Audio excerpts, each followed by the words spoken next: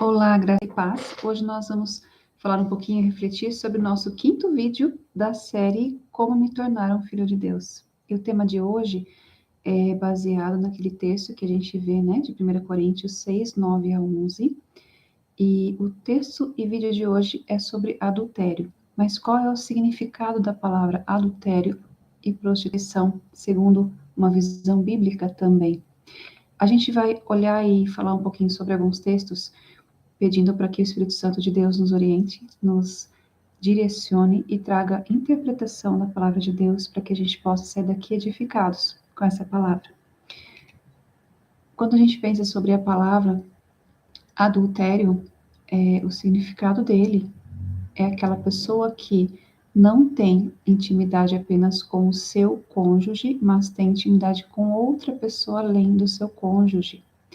Ou é a pessoa que é falsa, corrompida, infiel, adulterada ou modificada.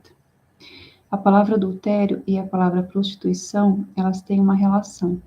A prostituição, ela significa falta de intimidade e compromisso em relacionamentos e em relação a Deus.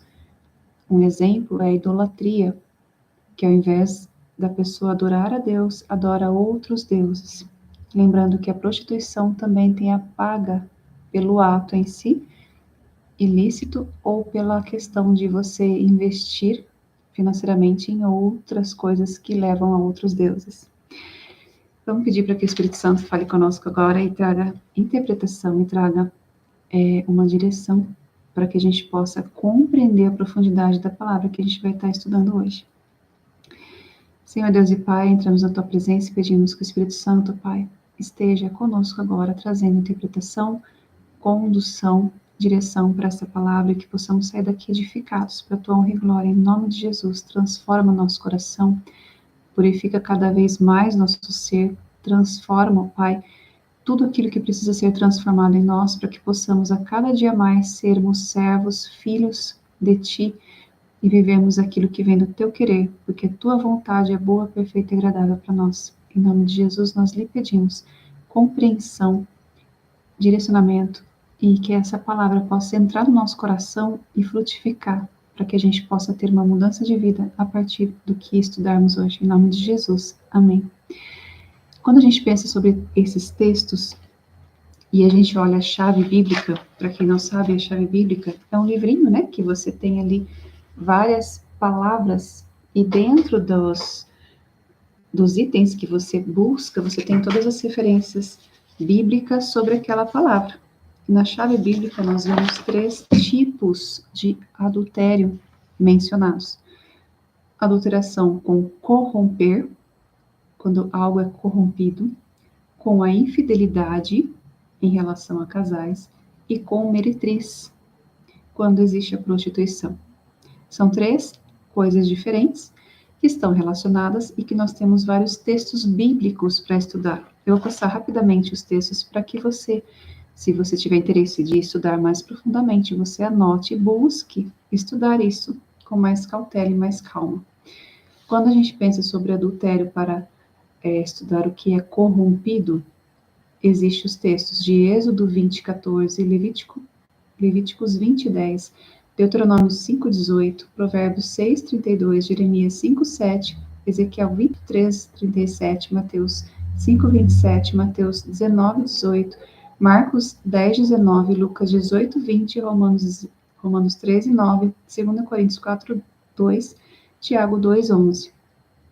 Sobre infidelidade, Jeremias 3, 8, Oséias 2, 2, Mateus 5:32, Mateus 15:19, Mateus 19:9, Marcos 7:21, Marcos 10:11, Lucas 16:18, Lucas 16:18 e Jó 8:3. E sobre adultério com meretriz, Levíticos 20:10, Jó 24:15, Provérbios 2:16, Provérbios 5:8, Jeremias 23:10, Ezequiel 16:38, Oséias 3:1, Oséias 7:4, Mateus 3:5, Mateus 12:39, Mateus 16:4, Marcos 8:38, Lucas 18:11, Romanos 7:3, 1 Coríntios 6:9 e Hebreus 13:4. Agora a gente vai ver alguns textos e compreender um pouquinho mais sobre o que Deus tem aí para este momento, para nossa edificação. Êxodo 20:14 diz, não adulterarás. Quando a gente pensa, né, na época em que Deus deu os 10 mandamentos para Moisés, foi uma época em que o povo estava perdido, porque o povo saiu da terra do Egito, que era uma terra corrompida, com outros costumes, outras leis ali de um povo diferente, e o povo tinha a mente corrompida. E Deus resgatou o povo, mandou o povo para o deserto. Do deserto, ele foi lapidar, limpar, purificar o coração do povo antes de entregar o povo para a terra prometida. E tem vários pontos referentes a isso. Por que o povo não saiu direto do Egito, foi direto para a terra prometida? Porque existiam gigantes ali. Quando a gente pensa sobre batalhas espirituais, você vence muitas batalhas pela sua santificação. Justamente por você purificar sua mente, coração, hábitos, comportamentos, que é algo esperado de todo cristão ao longo do processo. E quando a gente pensa sobre a palavra de hoje, que é dessa série, né, de quem não entrará no reino de Deus, cada vídeo que a gente traz dessa série traz um conceito de coisas que a gente tem que compreender para identificar se a gente pratica isso ou não, para que a gente possa pedir para Deus modificar nosso coração, transformar nossa alma, quem nós somos, para que a gente possa deixar de praticar e buscar aí nossa santificação diária. E nesse tema, a gente compreende que o adultério, a prostituição, ela vai além da questão íntima física. Ela tem muito a ver também com a corrupção, com o corromper do nosso coração em relação ao nosso Deus, ao compromisso de estarmos ligados a Ele ou não, e de buscarmos outros deuses. E assim a gente vai ver alguns textos principais, além dessa lista, né, que foi passado, mas dentro dessa lista a gente selecionou alguns textos para que possamos refletir aí sobre quem nós somos, o que Deus quer trazer para a nossa reflexão nesse momento. Provérbios 6:32 diz assim, mas o homem que comete adultério não tem juízo. Todo aquele que assim procede, a si mesmo se destrói. Então, quando a gente pensa que a falta de um compromisso, seja com Deus diretamente, seja com o seu cônjuge, é rumo à destruição. Por quê?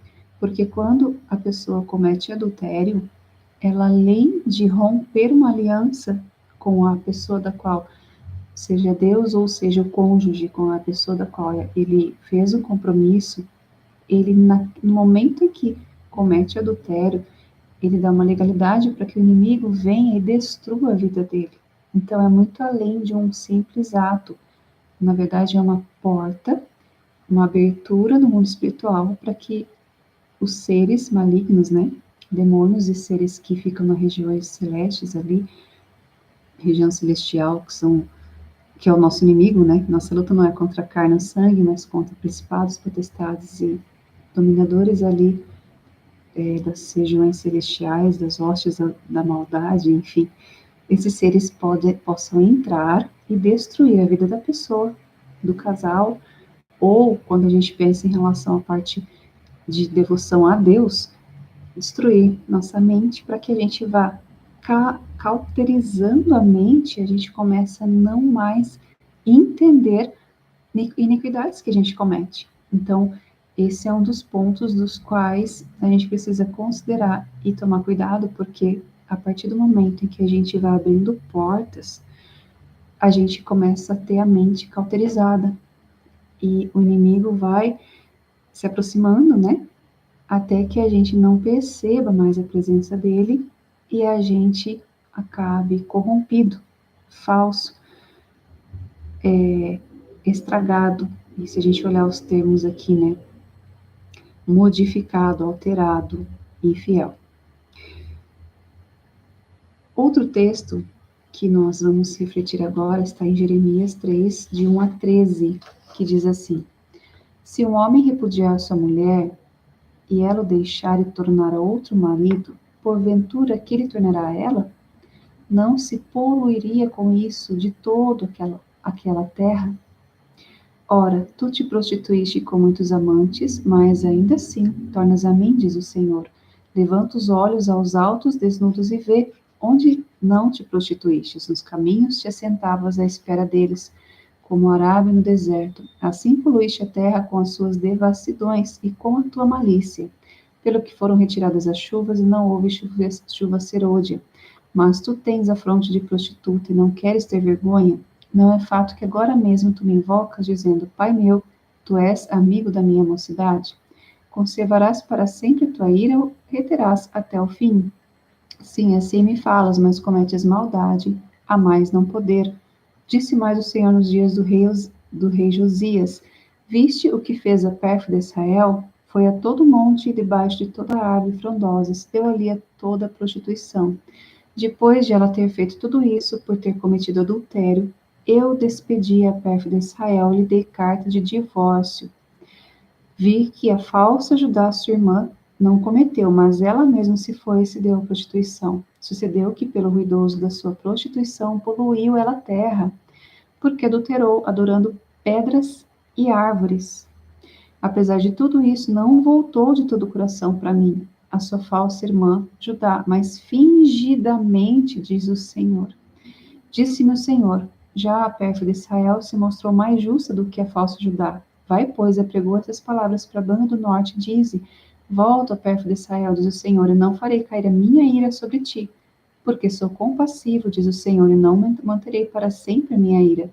Tão somente reconhece a sua iniquidade e reconhece que transgrediste contra o Senhor teu Deus e te prostituísse com estranhos debaixo de toda árvore frondosa e não destes ouvidos à minha voz, diz o Senhor. Aqui a gente vê nesse texto vários pontos importantes que, se nós olharmos em relação à palavra em si, Deus coloca sobre adultério e sobre prostituição. E ele coloca que, às vezes, a gente, né, comete atos de adultério e prostituição, ou seja, de infidelidade com Deus ou com pessoas dos quais a gente tem compromisso, e aí a gente vai lá e quer se voltar a Deus, mas não é de coração. Aqui a gente vê que Deus menciona que deu a carta de divórcio a Israel, ou seja, quando a gente vê sobre essa questão de repúdio à mulher adúltera, Deus ele não vai ficar perto de quem não quer estar perto dele com integridade de coração. Aqui a gente vê a comparação entre Israel e sua irmã Judá. E aqui Deus menciona que uma delas voltou para Deus, mas não foi de todo o coração, foi de forma fingida.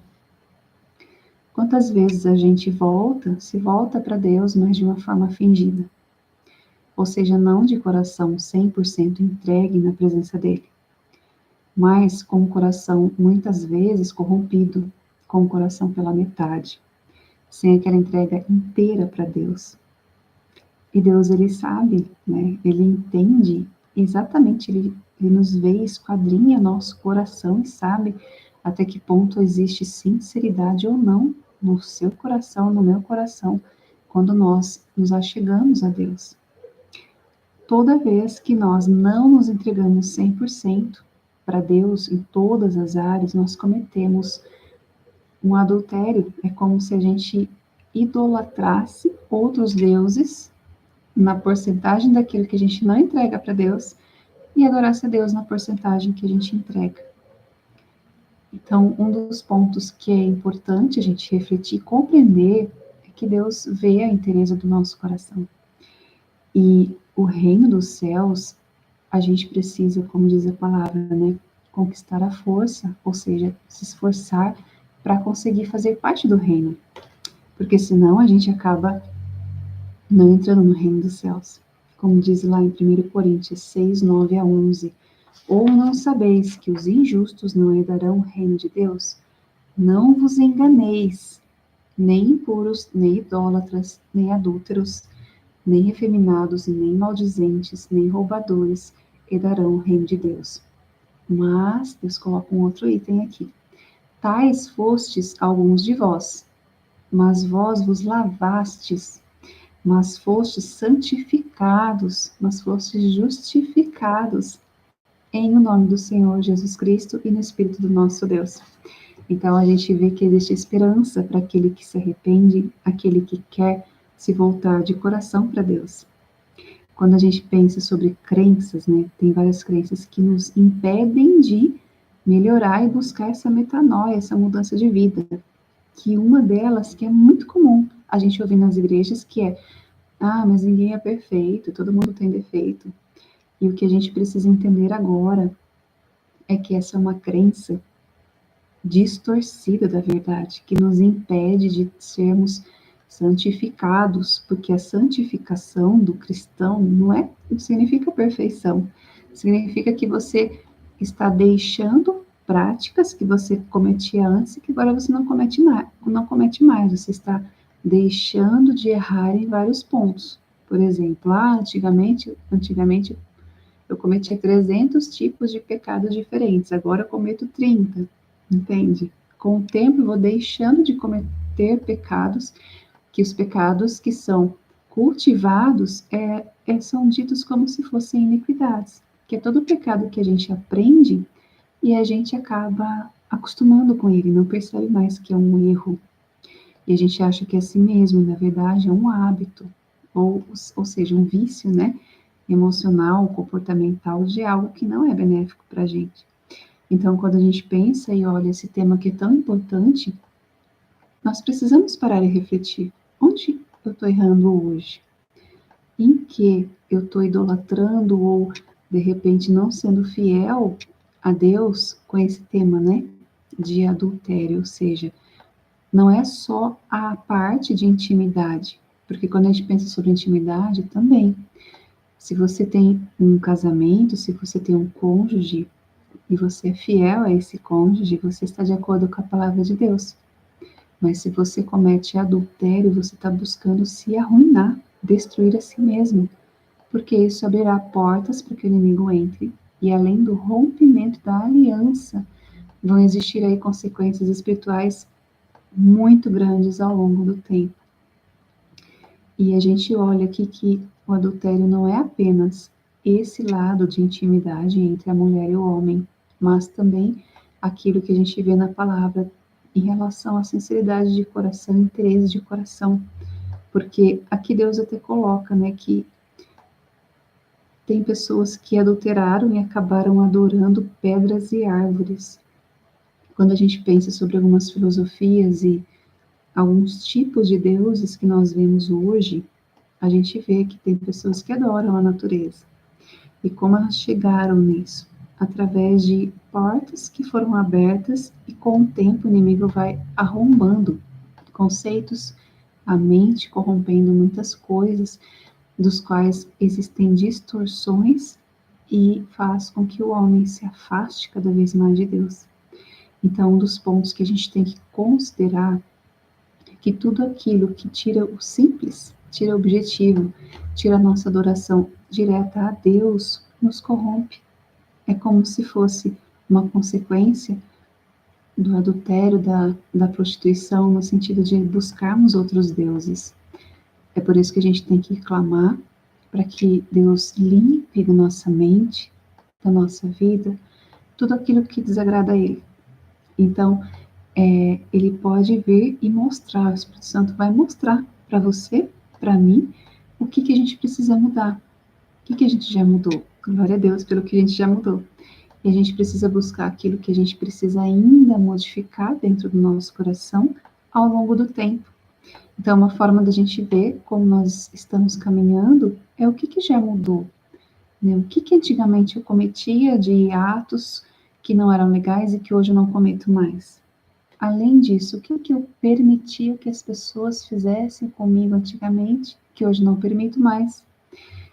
Além disso, quais os ambientes que eu frequentava e que, de certa forma, davam a entender algumas coisas e que hoje eu não me permito mais estar nesses ambientes.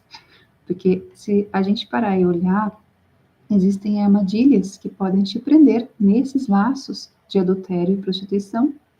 Existem situações que às vezes o inimigo vem e arma laços para que você caia em armadilhas que quando você vê, você está num laço que você não sabe como é que você foi parar ali. E tem a ver com isso. Então, vou dar um exemplo de situações. Por exemplo, você pode às vezes nem pensar em uma determinada pessoa. Aí do nada a pessoa arma uma armadilha, quando vê as pessoas ao redor, cria uma situação, dá a entender algo que você fez que não é o que você fez. Um exemplo disso que nós vemos é na história de José da Bíblia. Quando a gente vê que ele estava na prisão e depois a mulher de Potifar tentou algo contra ele, ficou com a capa dele e ele conseguiu fugir, e o que que ela fez? Falou que ele que tinha tentado algo íntimo com ela. E ela que armou uma cilada de um adultério. Só que naquele momento nós não sabemos quantas pessoas acreditaram em José e quantas acreditaram nela, porque ela era mulher e estava com uma prova na mão. Então, muito cuidado, porque quando esse tipo de coisa acontece, que na Bíblia nós vemos esse exemplo, é difícil você conseguir provar que você não fez aquilo, como José foi parar na prisão porque acreditaram nela, ao invés de acreditar nele. Porém, a palavra de Deus, ela é verdadeira, e na palavra de Deus a gente vê que está descrito que José do Egito, ele era inocente naquele caso. Então, você percebe que isso é possível de acontecer na vida do cristão. Por isso que muitas vezes os laços podem aparecer, situações que podem colocar você, às vezes, em um laço por distração, que quando você menos vê, menos espera, já entrou num laço, que às vezes você nem sabe o que está acontecendo, quando você vê se já está naquilo. E aí as provas já existem, né? As capas de José já estão aí, e mesmo que você seja inocente, as pessoas vão te ver como culpado. Como também pode acontecer fatos de você ter ali pessoas que impõem, que induzem você ao erro, como também pode acontecer de você querer errar e você querer entrar em um laço por causa de N situações que o inimigo vai colocando no seu caminho para que possam ir acontecendo, e quando você vê, você já entrou num laço. A questão é, quando isso acontece, como a gente vê lá em Jeremias, se o homem repudiar sua mulher, ou seja, ele deu um motivo de não estar tendo o que eles devem ter na intimidade, e ela ser repudiada, e ela o deixar e tomar outro marido, porventura que ele tornará a ela, não se poluiria com isso de toda aquela terra? Ou seja, uma coisa leva a outra. O repúdio dele fez com que ela se sentisse carente e buscasse outro homem. E, ao mesmo tempo, isso fez com que toda a terra, aquela terra, fosse poluída. Então, consequências existem, e na maior parte das vezes, consequências que você só vai descobrir ao longo do tempo, quando for sendo mais perceptível uma cadeia de acontecimentos que vão gerando situações, e aquilo que a gente refletiu bem no início da nossa conversa de hoje, né?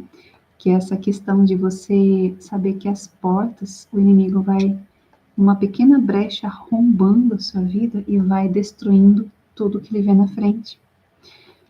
Até que a gente consiga ir lá, identificar as brechas e fechar, clamando pelo sangue de Jesus. O que é importante saber, considerando que, como diz no texto de 1 Coríntios 6, 9 a 11, ao final, alguns de vós cometiam nessas coisas, depois vocês foram purificados, lavados, santificados, justificados. Em nome do Senhor Jesus Cristo e no Espírito do nosso Deus. O Espírito Santo, ele está aqui para nos orientar, conseguir nos tratar, nos purificar e modificar nossos corações. Lembrando que, para quem tem essa prática, né, o vídeo é uma exortação para que a gente entenda o que vai fazer com que a gente não entre no reino dos céus. Por isso que essa série de vídeos, cada vídeo é um tema voltado a esse texto, para a gente refletir de uma forma um pouquinho mais profunda os significados de cada um desses itens, dessas iniquidades praticadas, para a gente poder se observar, meditar na palavra e ver se a gente tem cometido algo semelhante ou não, para que a gente se acerte. E o que a gente precisa entender que é possível de ser lavada, remida, justificada, santificada em nome do Senhor Jesus Cristo e no Espírito do nosso Deus. Ou seja, quem vai fazer isso é o Espírito Santo que habita em nós. A partir do momento que a gente recebeu Jesus Cristo como nosso Senhor e Salvador, o Espírito Santo vai morar no nosso coração. E o Espírito Santo vai fazer o quê? Vai começar a nos incomodar, nos orientar, nos consolar, nos exortar, e ele vai nos direcionar aquilo que vem do coração do Pai. E aí que tá, se você entristecer o Espírito, ele vai se afastando de você. Mas se você aceitar e obedecer, você vai começar a se encher do Espírito. E cada vez mais você vai observando que a sua vida vai mudando. Vão vir quebrantamentos, vão vir constrangimentos, vão vir vergonhas, e ao mesmo tempo vai vir ali, ao final, a salvação, a mudança de vida. E aí, quando a gente vai mudando, a gente vê que existe um caminho. Antes, você praticava algumas questões que poderiam estar relacionadas aqui, não só em relação a intimidades, mas em relação à adoração a Deus e a outros deuses. Por exemplo, a idolatria, né, que é adorar outras coisas, colocar outras coisas diante de Deus, e todo esse corromper do nosso coração. E quando a gente vai modificando, sempre é um processo. No início, a gente deixa de praticar coisas que até a gente gosta, por exemplo, eu gosto muito de assistir séries de filmes, eu gosto muito de algo que você goste, mas você percebe que aquilo está tomando um lugar que não é devido ao seu coração, ou seja, o tempo que você passa com Deus, você está substituindo por outra coisa. Então, no início, o que a gente faz? Deixa de assistir vídeos, por exemplo, é um exemplo, até que você se alimente da palavra, da presença do Espírito, e você não sinta mais falta de cometer essa idolatria, vamos pensar, ok? Porque Deus, ele é um Deus maravilhoso, justo, e ele esquadrinha todos os nossos corações. Então, não adianta a gente adorar, como ele falou aqui, né? A falsa Judá, porque ela adorava de uma forma fingida. Deus, ele sabe se a gente é sincero, sincera, ou se a gente está sendo fingido ou fingida diante dele. E Deus não tem culpado por inocente, nem inocente por culpado. E ele dá a cada um de nós segundo nossas obras. Então é importante a gente considerar quem nós somos, o que nós estamos fazendo, né? E principalmente quando a gente pensa sobre essa questão, como eu posso me tornar um filho de Deus? A gente vê esses pontos de que uma coisa é a salvação, a partir do momento em que a gente recebe Jesus Cristo como nosso Senhor e Salvador, você recebe a salvação, você está salvo. Porém, se você está salvo, é natural que o Espírito Santo venha morar em você, e a partir deste momento ele começa a te incomodar para que você tenha uma segunda etapa, que é uma transformação de vida, é a metanoia, é uma mudança de vida. E a partir daí, Deus vai tratar com você, o Espírito Santo vai tratar com você como a purificação da prata, como se você fosse uma prata e o Espírito te colocasse no fogo.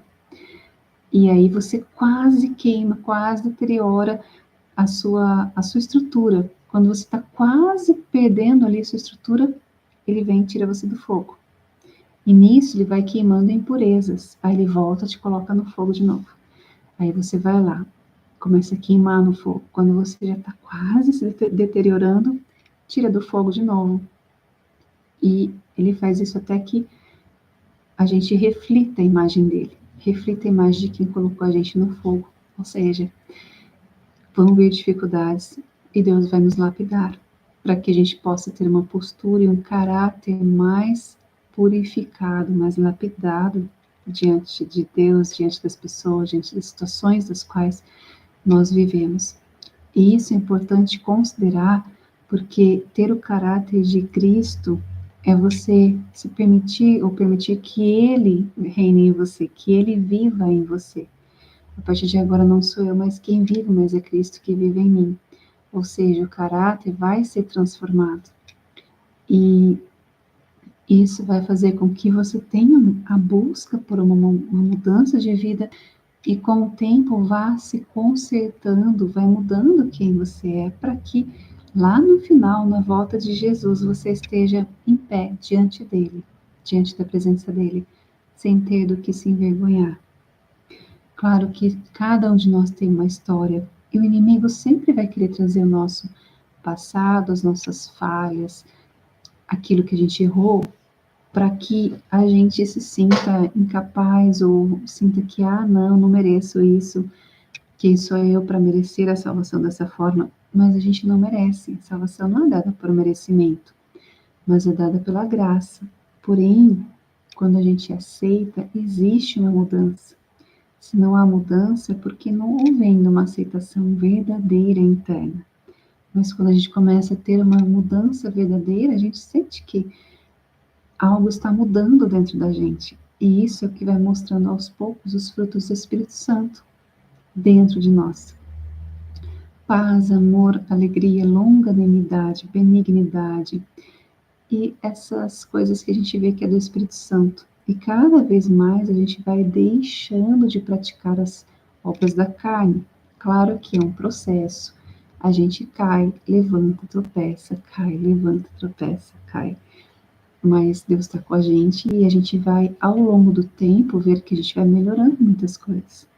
E claro que a gente tem muita coisa para mudar, mas quando a gente vê que muitas coisas a gente já deixa de lado, a gente vai melhorando com o tempo, é o que se espera de uma vida cristã, aquilo que realmente vai modificando a gente por dentro e o que a gente vai alcançando ao longo do tempo.